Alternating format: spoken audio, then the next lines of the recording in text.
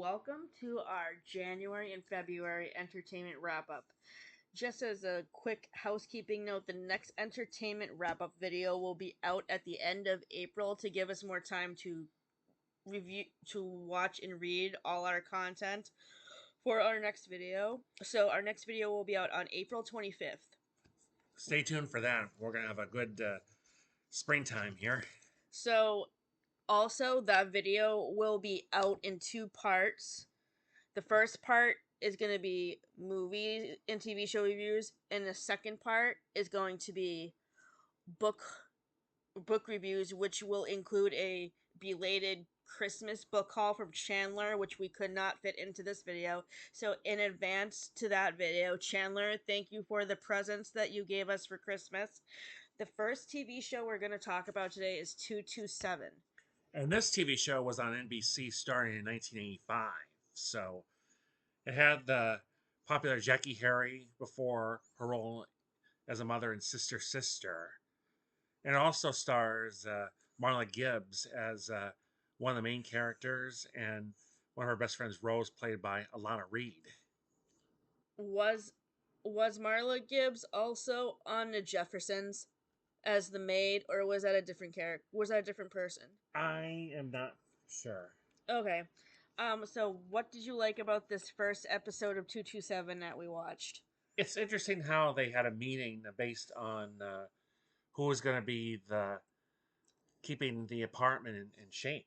Yeah, And then they chose Rose to do it. in this video, the manager, in this episode of 227, which is the pilot episode of season 1, the person who owns the apartment building dies, so everybody else who lives there has a meeting to read the will of the person who used to own the building, and one of the tenants, Rose, ends up becoming the heir to the apartment building. And at the beginning, they're complaining about how they have no heat or no hot water, and I'm hoping that Rose will do good things to improve the apartment building. But that's going to come in later episodes. We've had the DVD first season for quite a while. It was our first time watching it. Yeah, we've actually never gotten around to watching this show, and I'm glad we finally decided to watch it for Black History Month this month. The next show we're going to talk about is Buffy the Vampire Slayer. This show was first on in 1997 when we were in middle school and or high school I did not watch this when it was originally on. The show with supernatural characters in it I was more into was called Supernatural with um Jared Padalecki from Gilmore Girls as Sam Winchester.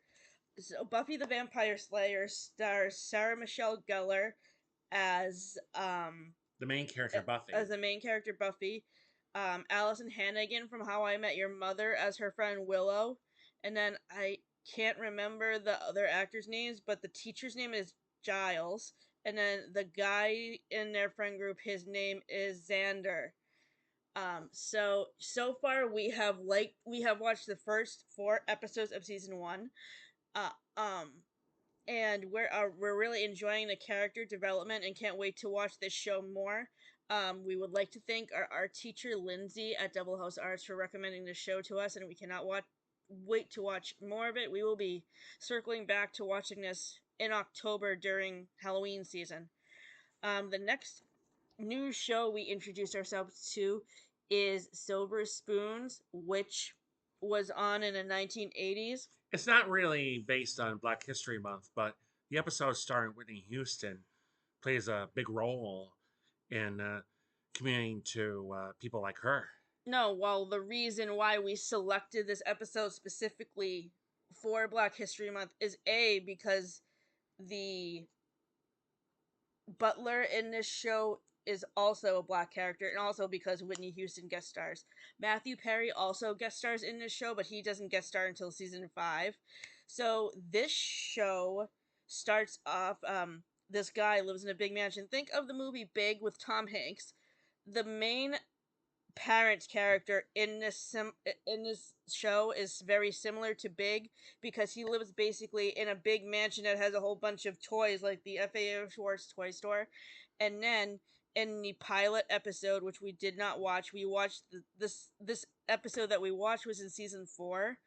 But in the first season, when we're introduced to the main characters, um, the main the main adult character is surprised to find out he has a son from his first marriage that he never knew about. His son's name is Ricky. I can't remember the name of the character, but in this episode where Whitney Houston guest stars, Whitney Houston is the best friend of the dad's girlfriend, Erin. And yeah, so this this episode of Silver Spoons basically um jump started her career as a singer because she premiered her first debut single on this show, which was released on CD a week later. So we really loved this episode, and we can't wait to watch more episodes of Silver Spoons. This is another show we're going to be watching once we are done with reviewing stuff for the TBR later this year. So next we want to discuss some other serious issues that we did the past couple of months here. So we hope you are interested in hearing about what we have to think. So so all of these episodes again connect to Black History Month because they are from shows that have black actors in them. These shows are Family Matters, Smart Guy, That's So Raven, and the spin-off to That's So Raven, Raven's Home. So the first episode that we're talking about for the Black History episode of Serious Issues in the Media is Family Matters. Good I hope cop. you remember family members because of characters like Gilo White as Urkel. So yeah, I grew up watching Family Matters on TGIF when I was growing up. Friday nights were reserved for TGIF.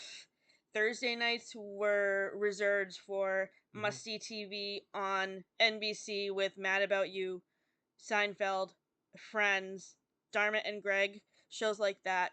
So we this episode that we chose to review for this review series for Serious Issues in the Media is about racial profiling, and the reason why we chose to watch it was because it connects to the George Floyd case in 2000, where 2020. 2000 not no, 2020. I mean, during the pandemic, there was this whole racial profiling case with George Floyd, who was pulled aside and accused of doing something he didn't do, and he was killed. Eddie Winslow in this episode.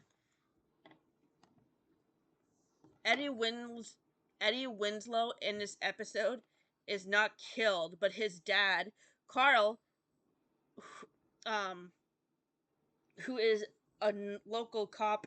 They live in Chicago, don't they? I think it's Chicago.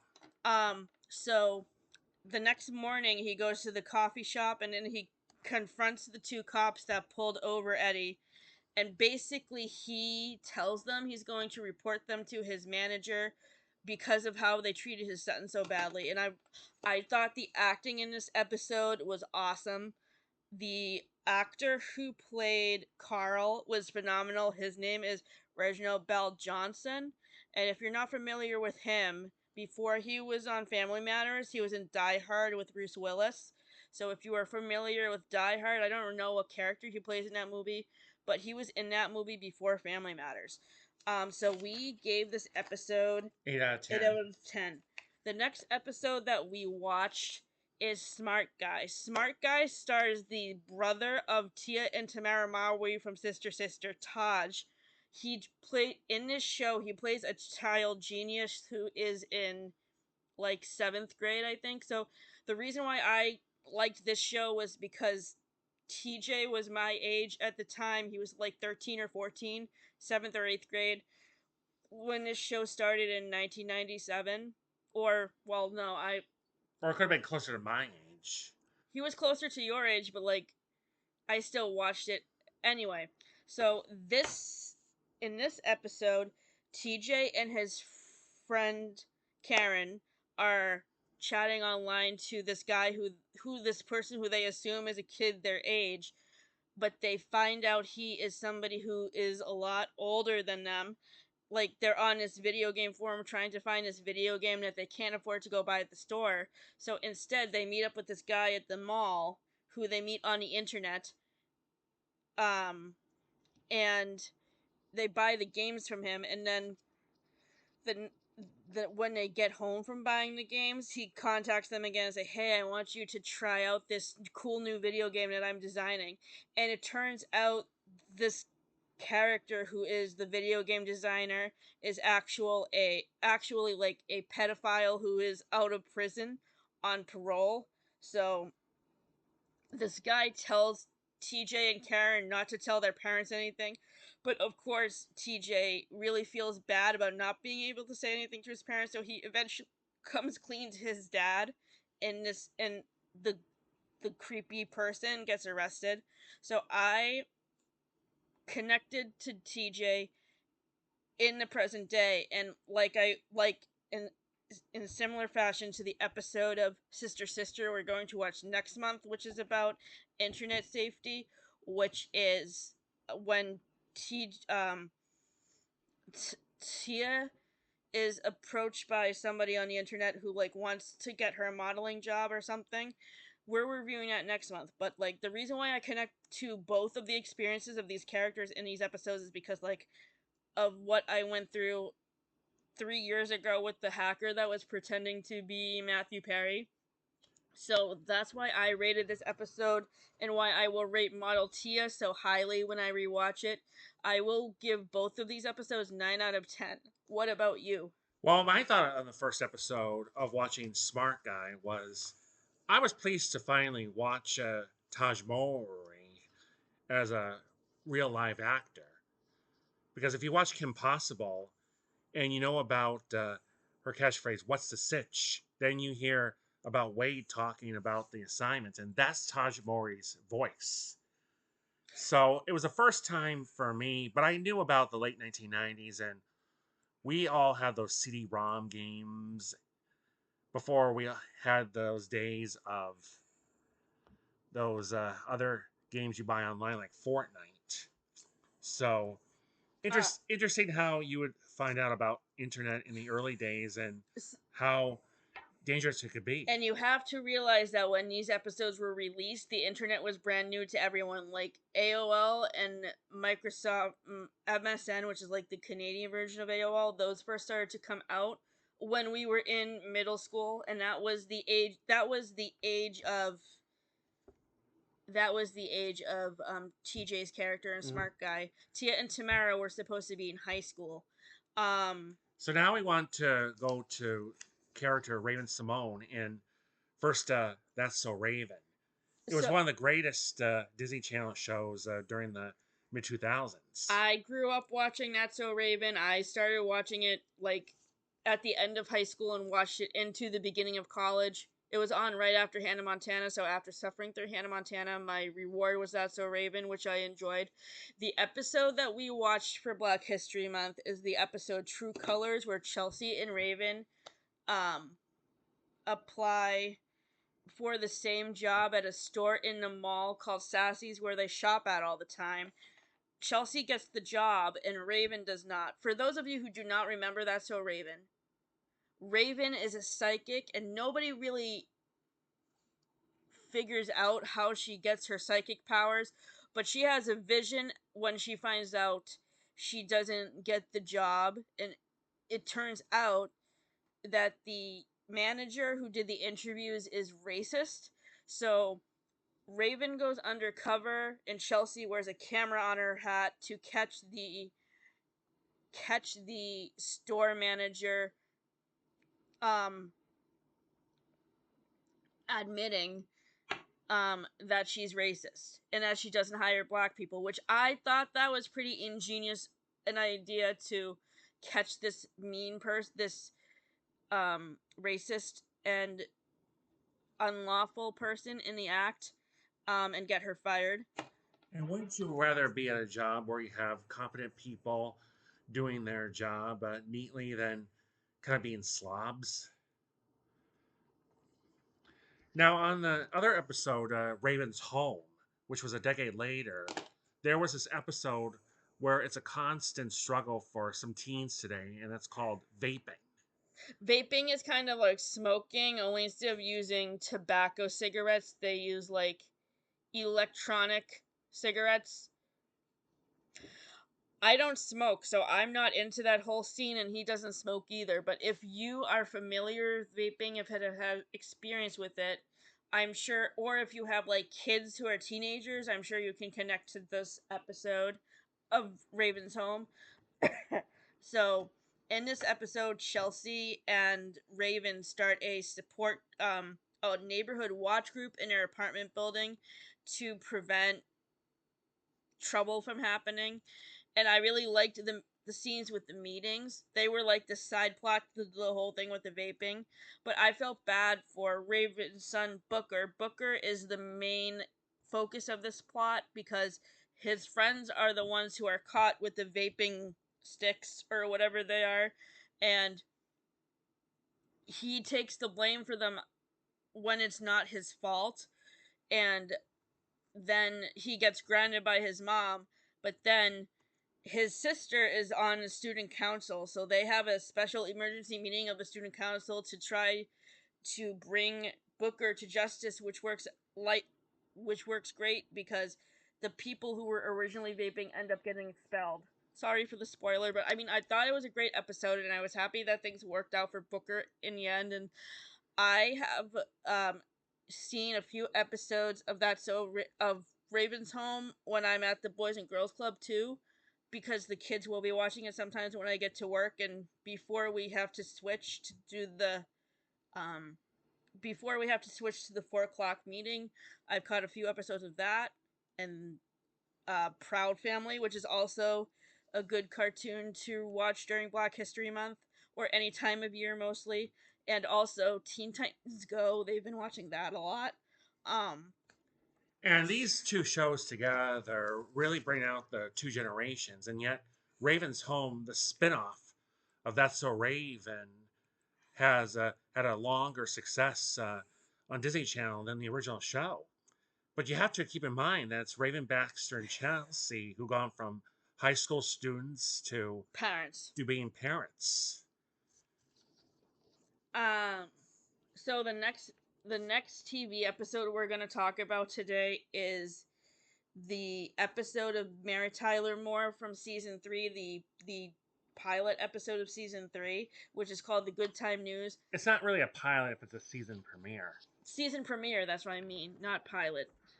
So, in this episode, the reason why this is so timely is because of the current situation that we find ourselves under with the current presidential administration and how Donald Trump wants to take our rights away. So, Mary Tyler Moore aired from 1970 to 1983, and the main actress in it, her name was Mary Tyler Moore.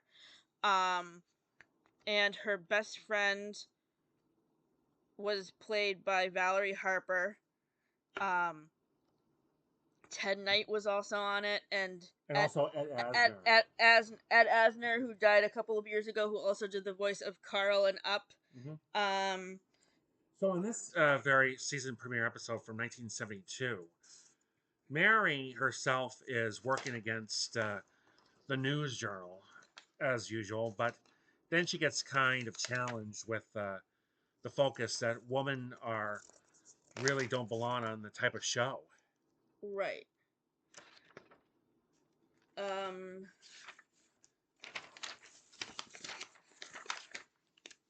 Yeah, I'll help you.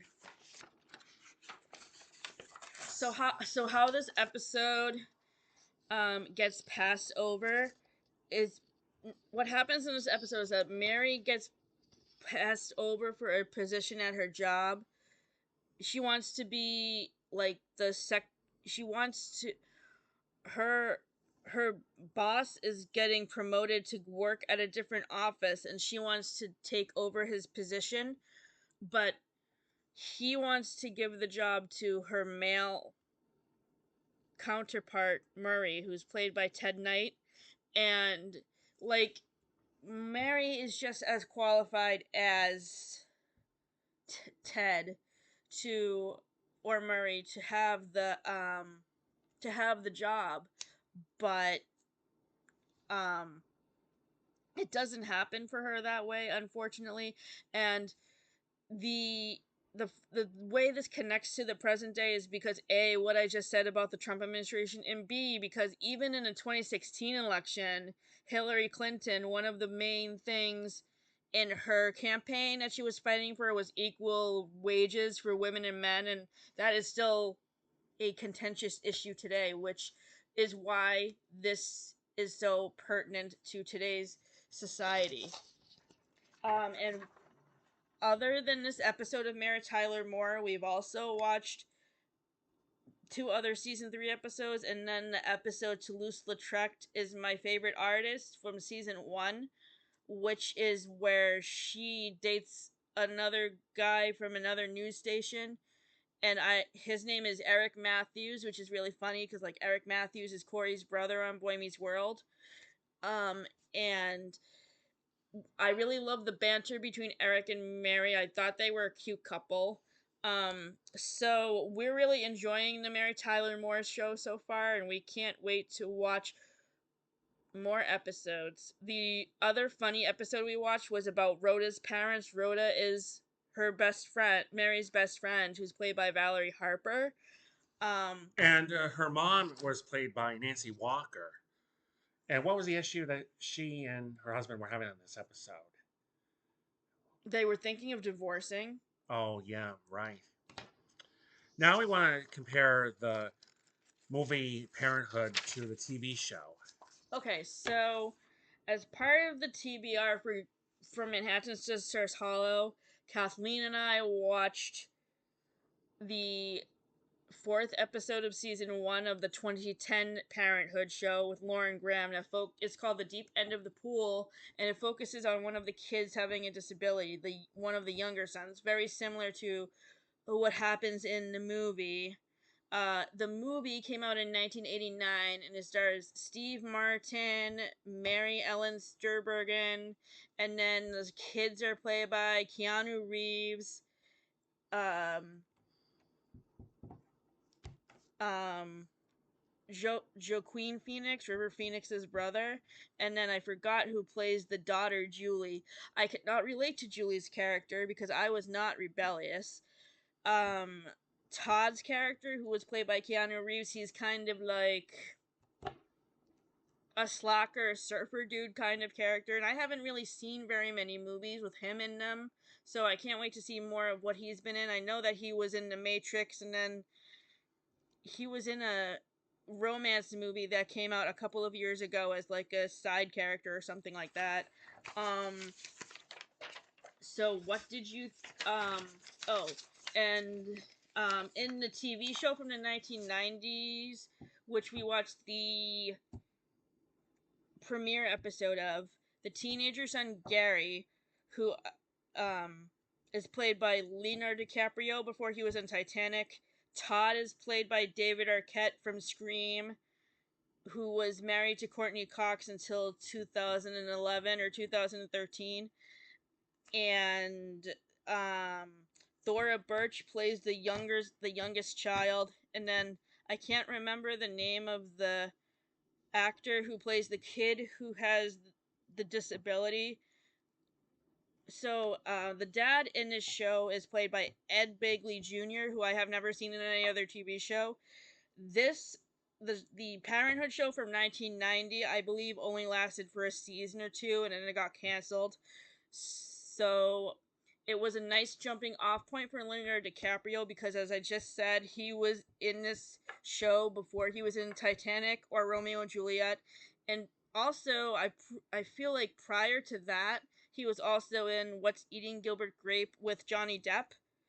Um, So in the movie, I was a little bit more fun because of Steve Martin's character with a child who had maybe an anxiety disorder. But I could relate to the movie a lot better than any of the two TV well, shows. you haven't seen the 20. the 2010 TV show yet. Right. And me and Kathleen have only seen one episode of it. We're gonna probably watch more episodes of 2010 Parenthood once we finish doing stuff for the TV. And now, would you like to do your reading progress? Yeah. Okay, so I'm going to review a couple of books for the From Manhattan to Stars Hollow TBR that aren't on the TBR that I'm doing with Kathleen. The books I'm doing with Kathleen will be reviewed in our video that's coming out April or May. We're trying to decide when it's going to be because we're considering doing a retrospective documentary of the podcast to kind of review what our favorite books are from the past year of doing the podcast, because in December we're going to be stopping it. So the first book that I read in January for Manhattan Sisters Hollow TBR is Circe by Madeline Miller. This is a modern retelling of Homer, the Odyssey by Homer, which is a Greek mythology tale, and it focuses more on Circe, who is one of the female Greek goddesses. And I chose this book for the TBR because it connects to the self-help book that Monica, Rachel, and Phoebe are reading called Be Your Own Windkeeper, which oh, is the the the premise behind a self-help book is to help to um bring your inner goddess close to you. And there's a line that Rachel says to Ross, how can you let me grow if you won't let me blow?" Which is like a sexual reference to like being on top when they're having sex or something, or blowjobs. I think it was related to blowjobs. So that book is read in season 2, episode 19, the one where Joey moves out, where Joey moves into his own apartment separate from Chandler. And I gave this book 4.5 stars. The next book I read is Courtney Walsh's new release from last September called Everything's Coming Up Rosie. This is about a girl named Rosie who gets a job at a senior citizens home directing a production of Oklahoma. And I connected to this character because I've been in Oklahoma. I've been involved in community theater since I was in I've been involved in theater since I was in high school. I've been involved in community theater since I graduated college in 2009. So I really connected to Rosie's character. And what I like about Courtney Walsh's books is that she writes romances with characters that are really easy to connect to. Like this book, I have given her book The Happy Life of Isadore Bentley, which was recommended to me by These Lyrics and Lines on Instagram, 5 stars. The next book that I read is called, and these two books, The Austen Affair and Everything's Coming Up Rosie, they connect to Joey's character. So this book, The Austen Affair, is by Madeline Bell, and it's about two actors who are in a TV show based on Northanger Abbey by Jane Austen, who time travel back in time to the time period where Jane Austen was writing the book of Northanger Abbey to kind of interact with the characters.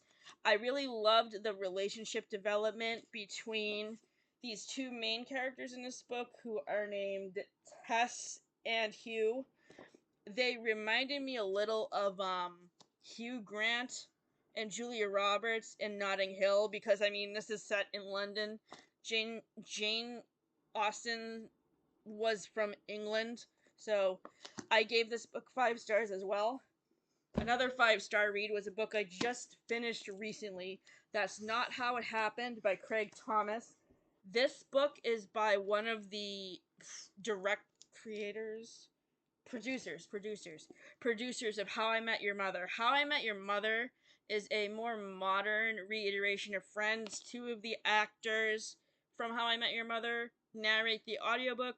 Kobe Smulders, who played Robin, does the voice for Paige, and Josh Radnor, who plays Ted Mosby, who is Ross's character in this show, does the voice for Um, what's the guy's name again? I just reviewed this in my own video, so I should remember. Um, Rob.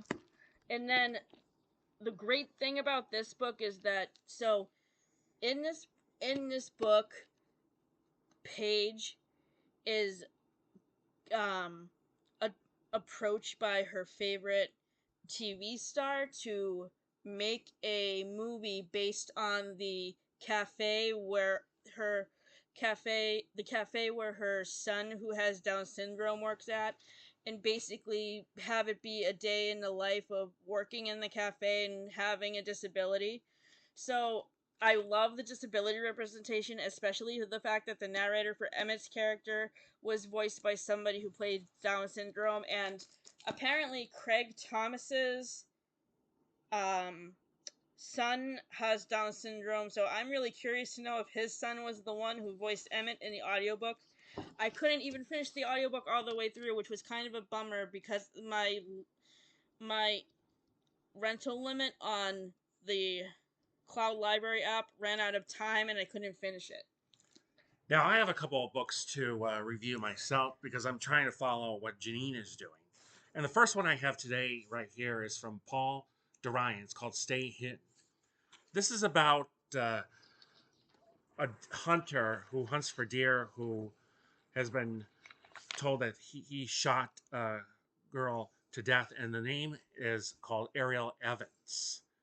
So it looks like the murderer as trying to be tracked down. And this character in the book, named Mike Bowich, is out to investigate. But when Ariel herself is revealed and she comes back surprisingly, it's more revealed that it's her sister named Miranda. So they both go on a case watch together in this area in Maine nearby Bar Harbor.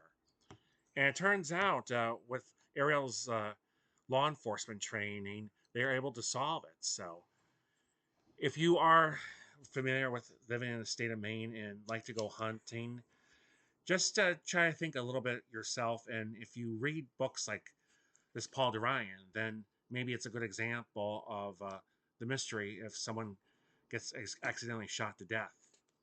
Let's hope that happens to nobody we know. Right. Now, the second book I read, in addition, I don't have the book with me because it's in the library, is about this biography athlete, Caitlin Clark. And a couple of years ago, she was playing on the Iowa State team in school.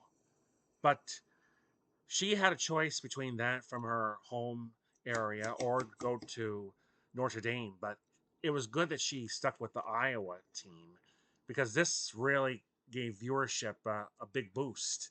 And even though Caitlin had some ups and downs, including her rookie season with the WNBA and the Indiana Fever with their low start, she really gained a lot of viewership and made fans. And if you read this biography, you see why she became a national figure and a big standout for women's sports. So I am also following his lead in reading um, biographies of women athletes. I just finished reading Lindsey Vohn's Mm-hmm. biography, Rise, My Story, which I gave 5 stars to. Next up, I'm going to be reading Fierce by Allie Raisman, who was a gymnast in 2016. I'm going to be starting that on Monday.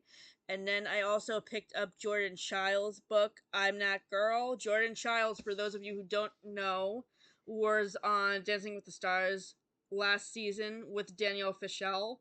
So I'm very excited to read these biographies of athletes. And the last book I recently finished was The Housemaid. When we couldn't find the book version in the library, for some reason one day, Jean and I were at this bookstore in Portsmouth, New Hampshire, the day that we actually went to the grand opening of her cousin's yoga studio. And congratulations to Victoria on opening her yoga studio. And then I wanted to see what the book compared to with the movie. Not much of a different comparison.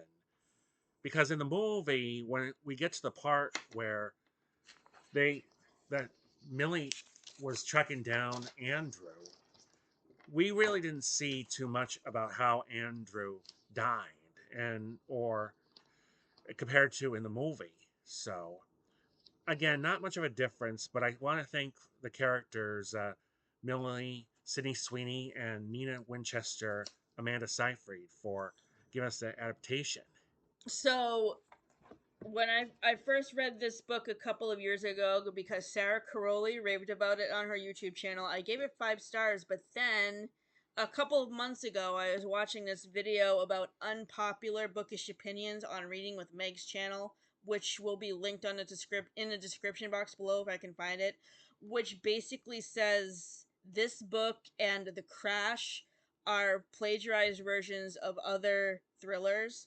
This book is the plagiarized version of The Last Mrs. Parrish by Liv Constantine, which I have not read, and then The Crash is a plagiarized version of Stephen King's Misery, which is one of my favorite books by Stephen King. So after finding this out, I have downgraded my rating of The Housemaid from 5 stars to 3 stars, and the same thing with The Crash. I originally gave that 4.5 stars last January when I read it, but now that I found out that the plot is plagiarized, I gave it 3 stars.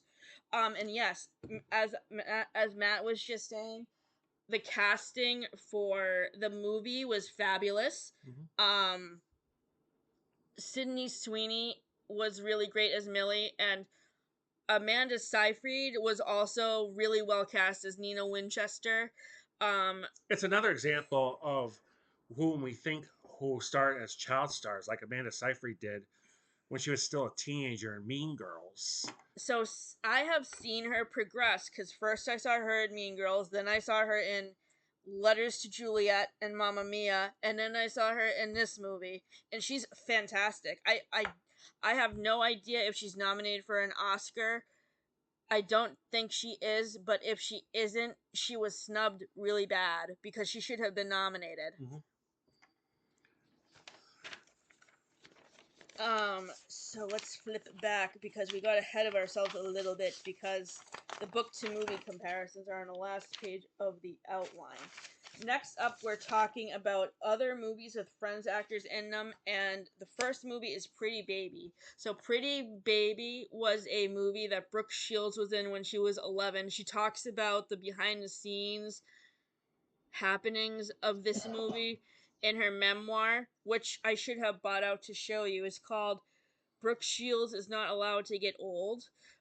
She gives really good advice about um, growing into a mature adult and stuff like that. So I read that book for the first time last January when it came out, and I gave it 5 stars. And in this movie, 11-year-old Brooke Shields really is taking the bad responsibility of being with a poor prostitute and a hooker. So it's funny how they would cast her in some scenes as child nudity. Yeah. Um, I I wasn't really a big fan of this movie because she was so young and she was being paired up with much older men. Like her boyfriend in this movie was 30 and she was 11, which is really, really, really gross. So speaking of prostitutes, the next movie that we watched this month with a Friends actor in it is Pretty Woman, which came out in 1990. As you all know, if you're a fan of Friends, Julia Roberts was in the Super Bowl episode of Friends where she plays Chandler's schoolmate Susie Moss, who ends up locking Chandler in a bathroom at a restaurant and stealing his underwear. And what Mm-hmm. I like the best about the Super Bowl episode of Friends is you can see the chemistry between Chandler and Susie is really electric when they're like together in a romantic scene before they go out to dinner. That was all credited to the fact that Julia Roberts and Matthew Perry were actually dating when this episode was filmed, and they were dating like during the yeah. Um, so Pretty Woman focuses on Michael, who is played by Richard Gere, and Vivian. Vivian is a prostitute. And basically, this movie works as a modern retelling of the musical My Fair Lady, only instead of the main character being a flower girl in Coventry Garden, she's a stripper in Los Angeles. So basically, it's like the makeover theme where like Michael's character played by Richard Gere basically makes her over from somebody who's poor to somebody who's rich and in high society. Um and like I really think that Richard Gere and Julia Roberts had really great on-screen chemistry in this movie. Mm-hmm. What about you? I think they did too. So they were also in another romantic comedy together in the 90s called Runaway Bride, which I haven't seen yet.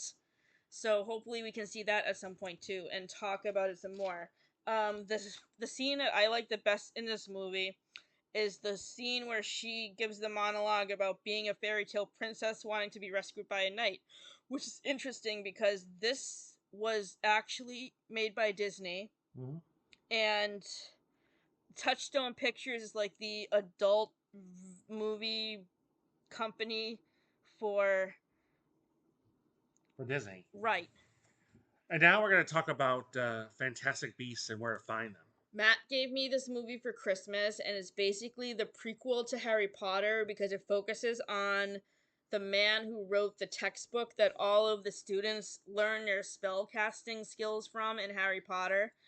And what's interesting about this character in Fantastic Beasts is Where to Find Him is that he was a student at Hogwarts, but he got expelled for killing a teacher or miscasting a spell or something. I can't remember the reason why he got expelled.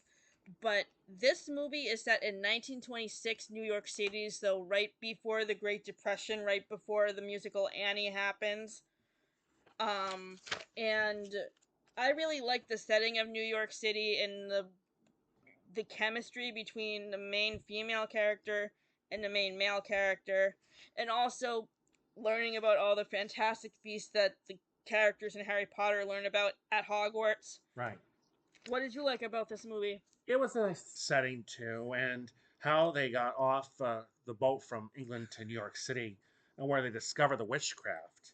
Maybe that gave it the little twist there. Mm, Now, in the movie, next we're going to talk about Inspector Gadget, original 1999 version. This is based on the 1 year passing of Michelle Trachtenberg. right. Yeah. The reason why, well, actually, we're so two actors passed away in this movie. Actually, Michelle Trachtenberg was one. She died last year from A diabetes complication. and then Mike Haggerty, who played Mr. Trigger, the superintendent of the apartment building where all of the Friends characters live in, he died in 2018 of cancer, I think. Mm-hmm. I have to look up what he died of again, but he died several years ago.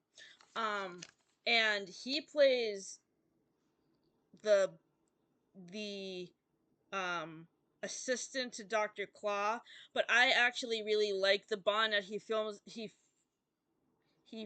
with Penny, who is played by Michelle Trachtenberg, who is trying to save her uncle, Inspector Gadget.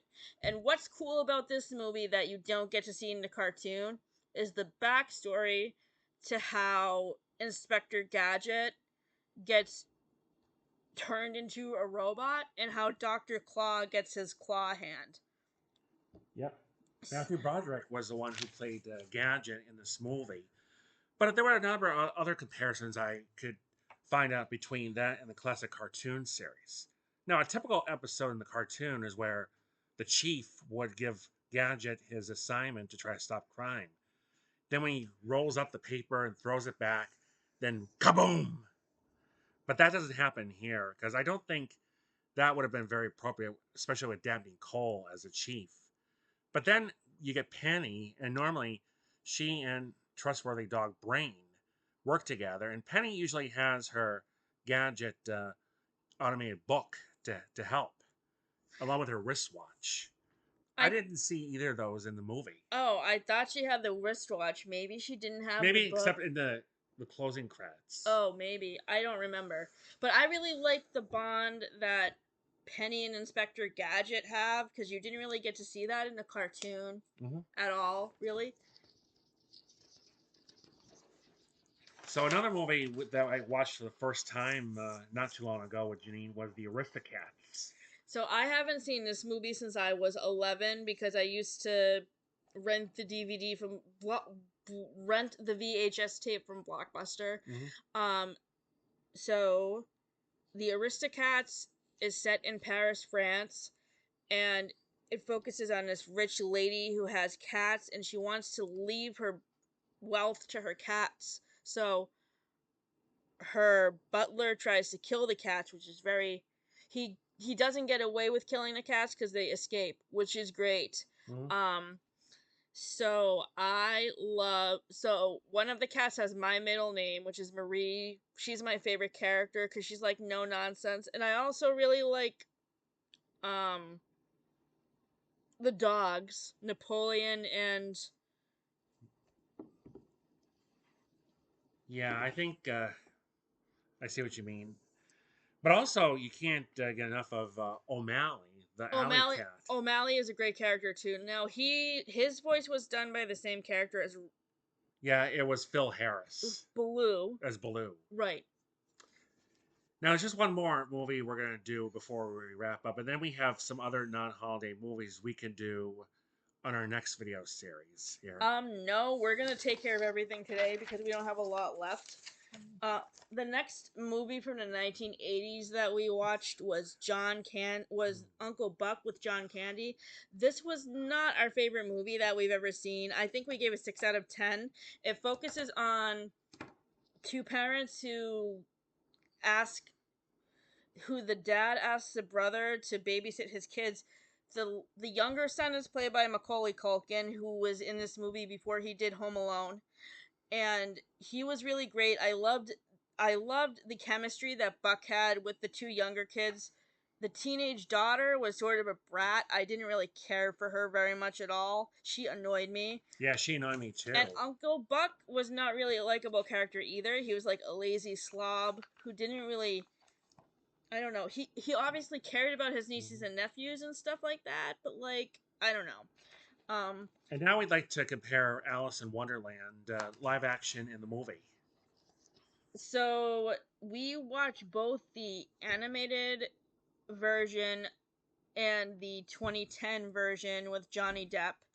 And we actually prefer the cartoon over the live action. Um, so our thoughts on the animated movie are as follows. Me, I was disappointed that A Golden Afternoon was left out of the musical that I was in when I did the play at Manchester Community Theatre Players in October of 2018, where I was in the ensemble. I had fun being in that play. I was just so sad that that song was missing because it's my favorite song from the movie. My favorite scene is always the one at the unbirthday party. That was also a fun scene to watch during rehearsals from the play I was in. Um, But also, many of the characters who were doing the movie and the voice actor back then had to portray their own characters before the voice acting. So Catherine Beaumont, who was Alice, was in that costume before the voice. And also, the movie made a nice debut for Catherine Beaumont. Oh, we're talking. Okay, for the live action movie, we agreed that this movie is much darker than the cartoon. We loved how there was more of a development to the Queen of Hearts character, who was played by Helena Bonham Carter from Sweeney Todd, and her connection with her sister, the White Queen, who is played by Anne Hathaway. But the Mad Hatter with Johnny Depp was really kind of an outcry for her narrative. And I thought many parts in the live action movie actually also had some of a reference to Through the Looking Glass, the original book from Lewis Carroll. Well, also, I think there's a second Alice in Wonderland live action movie that's based on Through the Looking Glass that we're going to have to see if we can find. So anyway, in this reference, what I mean is, it's about how Alice changes into her armor, and then she slays the Jabberwock. Okay, maybe there isn't a second movie. I don't know. Yeah, I like that scene too, but see, the reason why I thought this movie was darker than the cartoon is because of the battle scenes, because those are not really executed at all in a 90s cartoon in the cartoon from the 1960s, because it's a 90-minute cartoon, whereas as in the live action movie they have a longer amount of time to expand on the character development than they do in the cartoon. So what would you give animated version versus live action for a rating? For the animated version, it's 9 out of 10, but the live action, 5 out of 10. Yeah, I agree with you. Now, another cheerful movie we'd like to discuss is Bring It On, and this deals with another cool topic with girls like in athletics, and that's cheerleading. We selected this movie for the Friends and Gilmore Girls TBR because Gabrielle Union stars in one episode of Friends in season 8 where she is moving in to the apartment next door to Ross. Um so I first I first watched this movie when it was first released in the early 2000s. It came out right before my freshman year of high school when I was no, more like sophomore year. Fresh in between freshman and sophomore year, cuz I watched it to try to like prepare for the cheerleading tryouts when I was the manager of the cheerleading team, and I learned I remember that when me and Samantha, my friend Samantha, were getting ready for the cheerleading tryouts, we were like learning all the moves to their "Birds Cold in Here" routine thing. Um, so the things in this movie that have aged very, very badly are the gay stereotypes with the male cheerleaders. Also, the sexual harassment where the male cheerleader Jen is always looking up Courtney's skirt during the routines, and the quote by the choreographer that Torrance hires to improve the routine of the cheerleading team when they find out that their original routine was still stolen by East Compton team.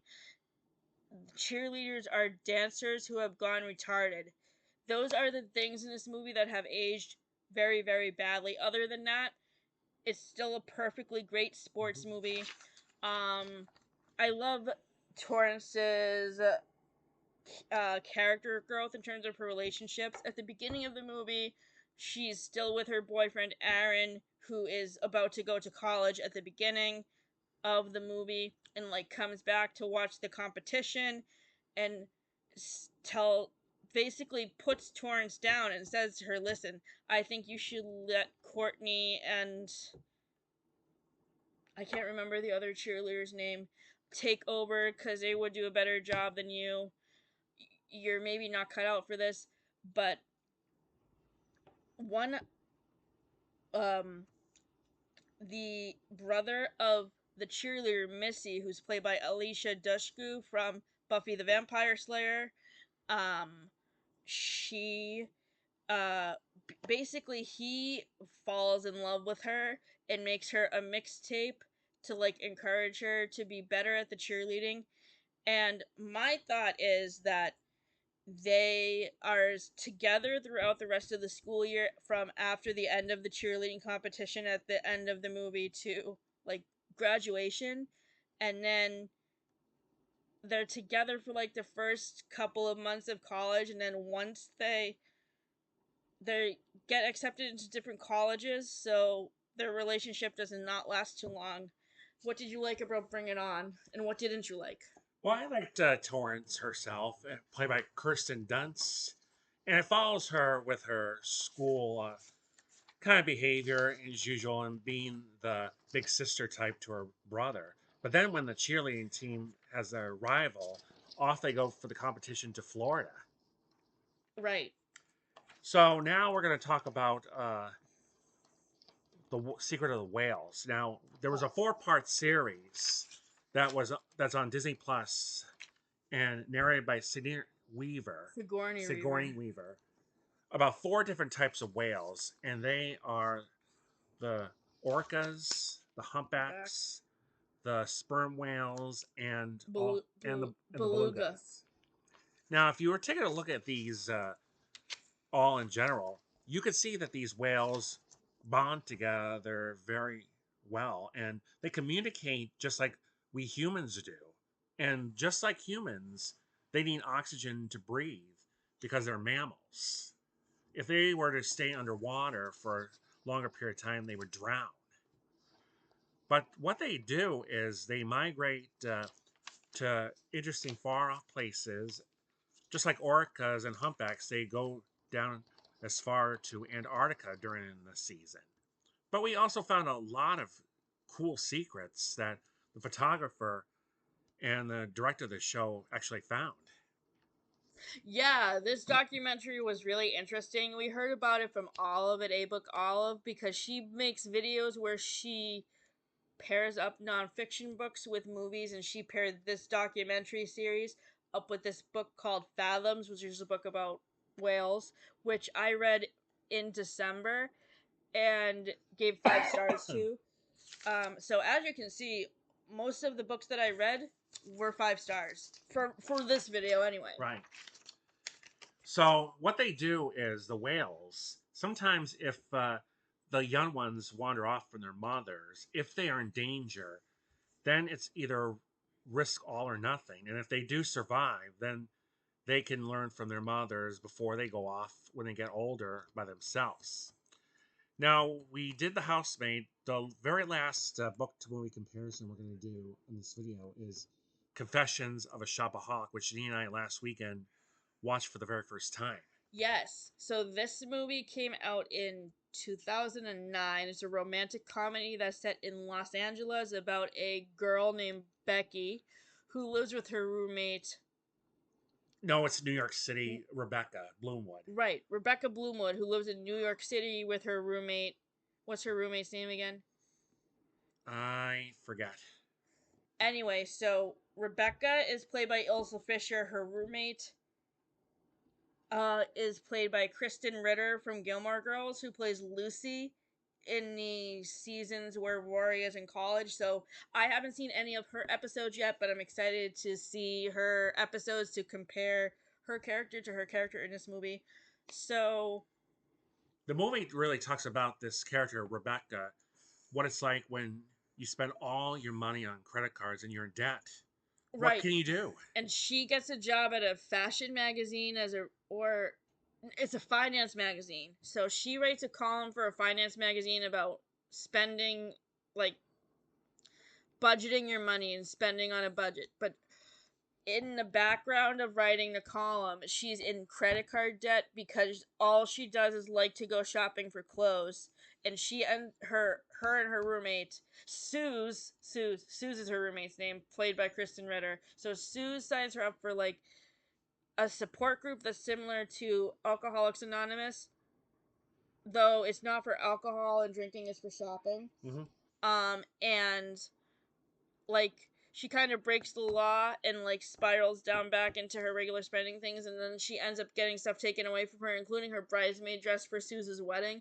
I felt bad for her in that moment because that's when she kind of hit rock bottom with her spending. Now, one comparison I found out between the book and the movie was a city, and I think the book is based off in London. Okay, you didn't read the book, so I did. And that's what I noticed. I noticed that yes, the book in the book is set in London because that's where the author is from. The Mm-hmm. author who passed away in December, Sophie Kinsella, she lived in London, so that's why her books are set in London. But of course, because this movie was put out by a American distribution company, they switched the location from London to NYC, Mm-hmm. which makes sense for the Friends and Gilmore Girls TBR because of the New York setting and because Becky's character is similar to Rachel because she's into fashion. So, if you're interested in shopping and you want to go to NYC, you can't forget about Fifth Avenue either. So that pretty much covers here on this hour. What did you give Confessions of a Shopaholic for a rating? I give it 8.5. So did I, and the book got 4.5 stars. And rest in peace, Sophie Kinsella. This pretty much covers our video. And So as we said at the top of the video, our next video will be out at the end of April. So we will see you then, and have a great start to your spring. bye.